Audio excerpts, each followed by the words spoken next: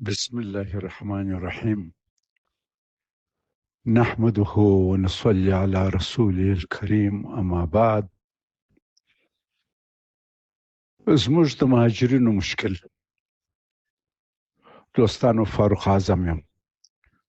نن د 1404 هجري شمسي د چونګاښ د میاشتې 18 ده. دې ورځو کې له ایران او پاکستان دواړو څخه افغان مهاجرین په زیات تعداد را روان دي. هر کله دې راسي خپل وطن ته راسي، خو په زور راایستل یې د بشري حقوق نقض او دغسې ناهماهنګه یو دم راتګ انساني بحران را پیدا کړی دی. د دغه بحران د قابو کولو لپاره په ملي او نړیواله سطحه کابل کې عاجل مجلسونه پکار دي چې ملت په دغه سختو شرایطو کې د امارت سره خپله پوهه او توان شریک او په دغسې بحراني حالت کې ملت خپل حکومت تر شا ودرېږي او د مرستې لاس ورکړي. بل دا چې امارت د اسلامي همکاریو سازمان عاجله غونډه په دغه باره کې راوغواړي چې د دغه لوی پیټې په پورته کولو کې د مسلمان افغانستان سره د اسلامي خواخوږۍ پر بنیاد مرسته وکړي.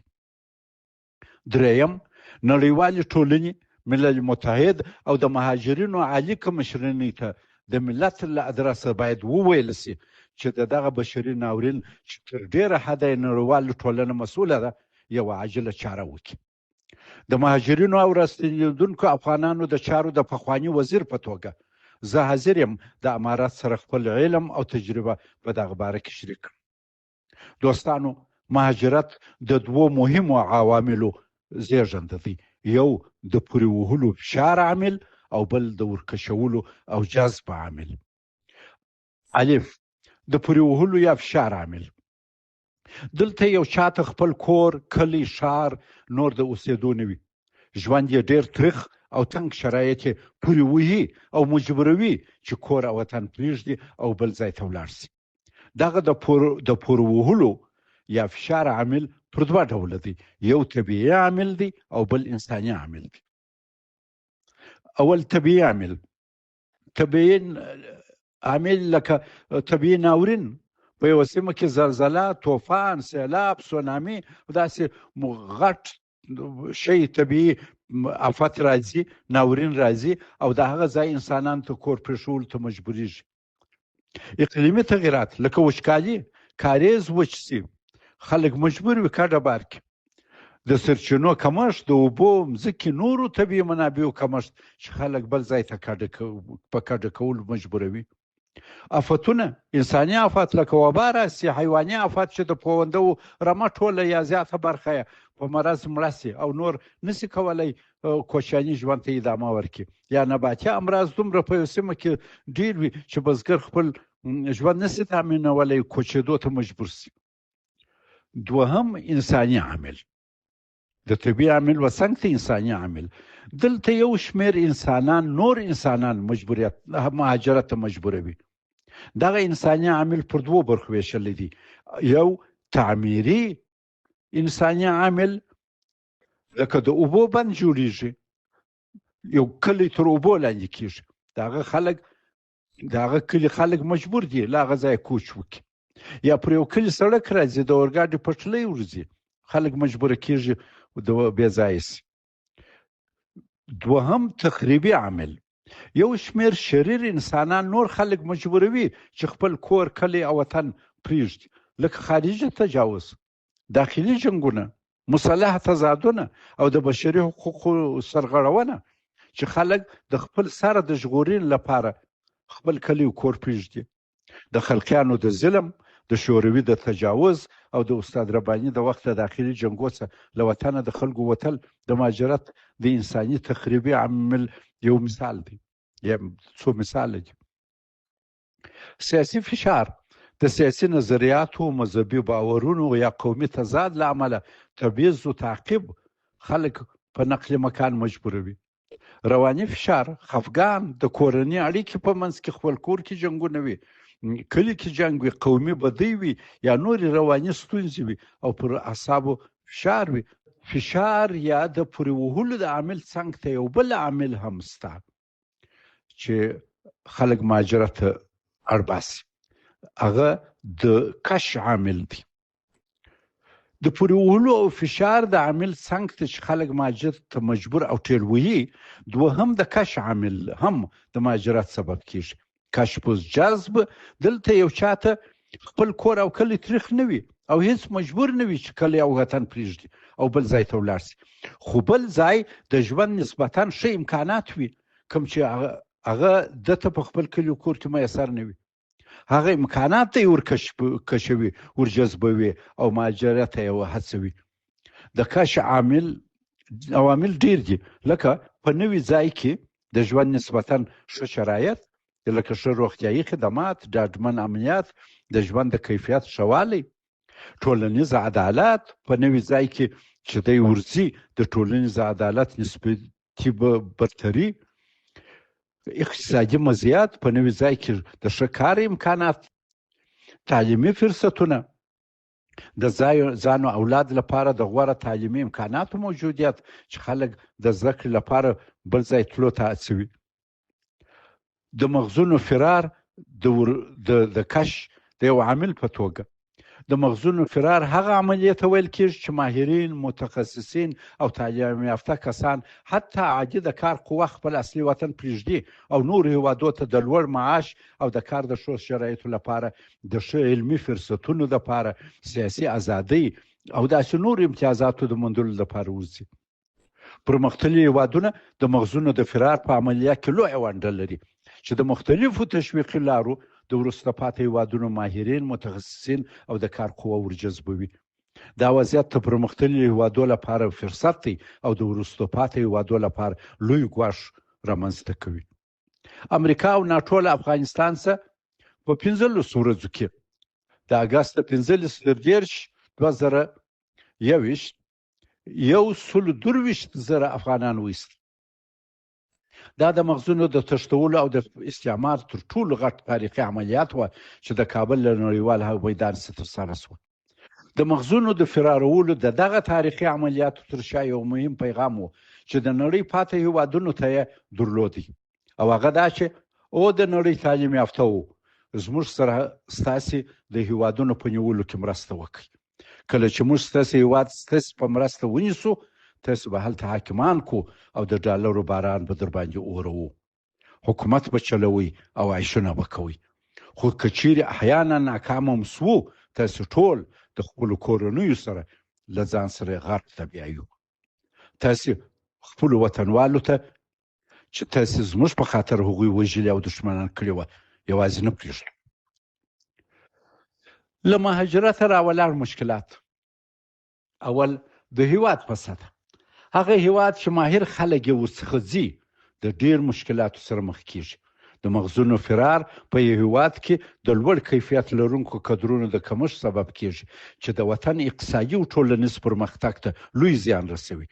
د هیواد پرمختګ ورو سست کوي، خوار او خلک یې خوار او ذلیل کوي. استعمارګرو هیوادو او حتی دښمنانو ته د مرستې د لاس په اوږدولو مجبوروي. دوهم د افرادو په سطحه، مهاجرین په نوي هیواد کې چې ورځي د لاندې ستونزو سره اکثر مخ کیږي. انزوا، مهاجر په نوې ټولنه کې به یقینا په ګوله موړ وي، خو حتما د انزوا احساس کوي، په ځانګړې توګه که ژبه، ثقافت او کلتور یې بدل وي. اقتصادي ستونزې، مهاجرین په نوي ځای کې په لومړي سر کې د کار موندلو ډیر مشکل لري چې اکثره د مهارت مطابق کار نور پیدا کیږي. په خپل وطن کې به وزیر وي، هلته ټکسي چلوي. خپل وطن کې به ډاکټر وي، هلته د نرس مرستیال وي. بل د کور جوړولو ځای پر ځای کېدو ستونزې، دا هم ډېر دي چې څوک ځای پر ځای کېږي، کار، کور او زندګي سره جوړوي.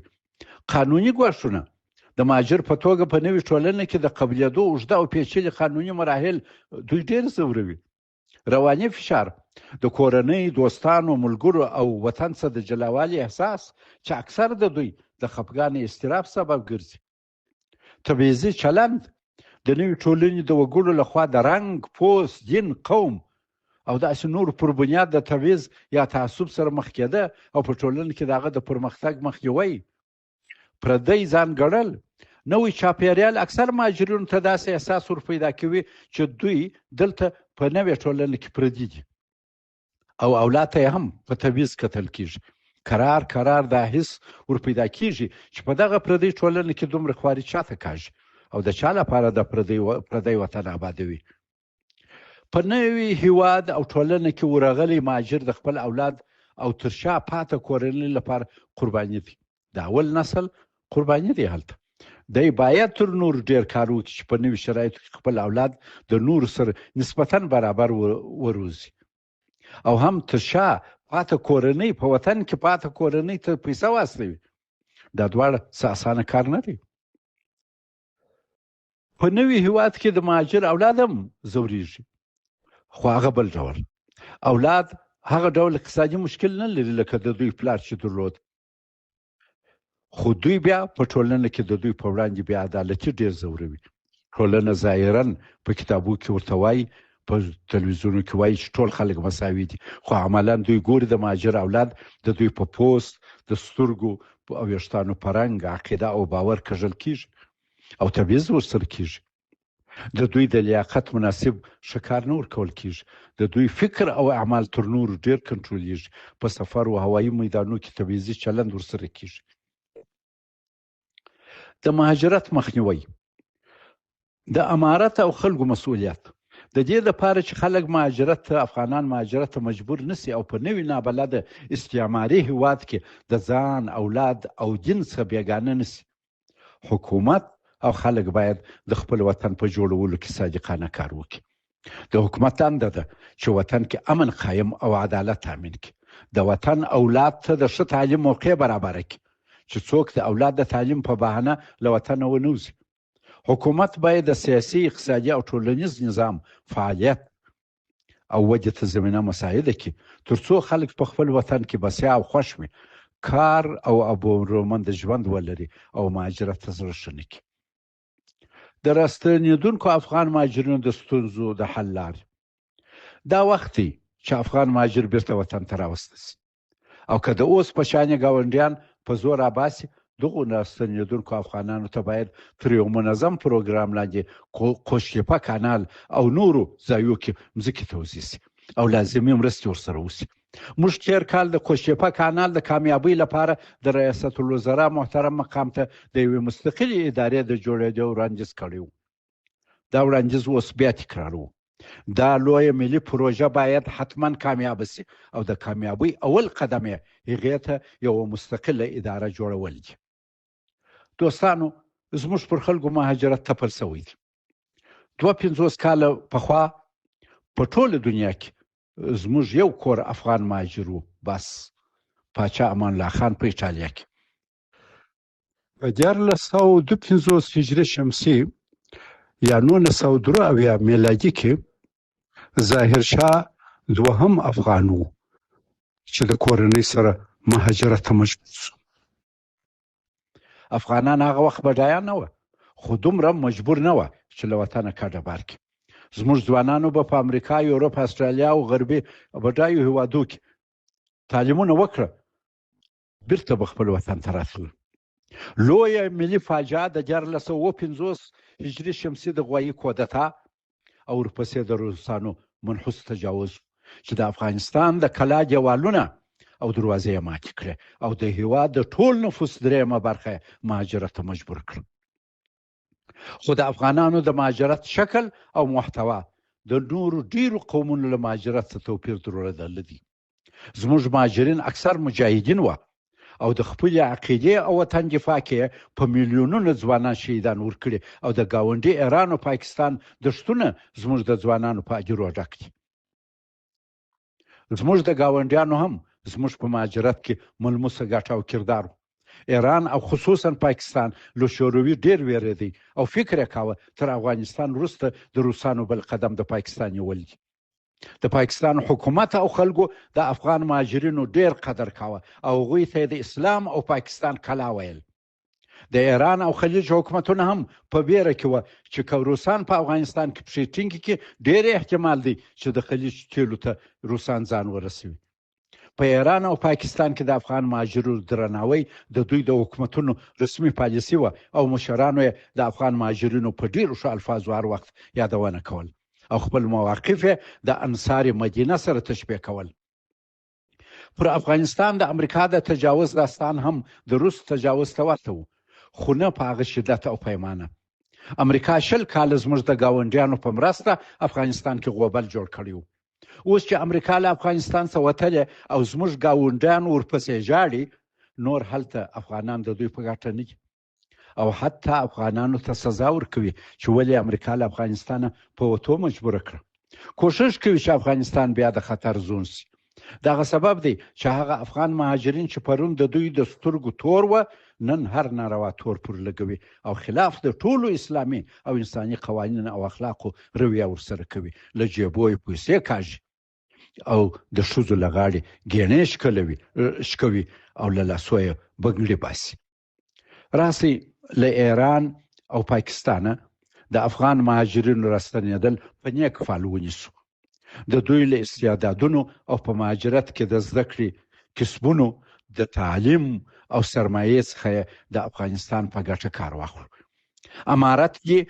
امارت یې عاجل یو باصلاحیت کمیسیون توظیف کړي چې راستنېدونکو مهاجرینو د هغو د استعداد او پانګو څخه د وطن په آبادۍ کې پر کار اخیستلو غور وکړي.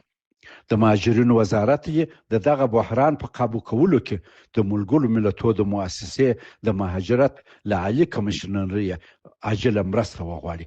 والسلام علیکم ورحمة الله وبرکاته.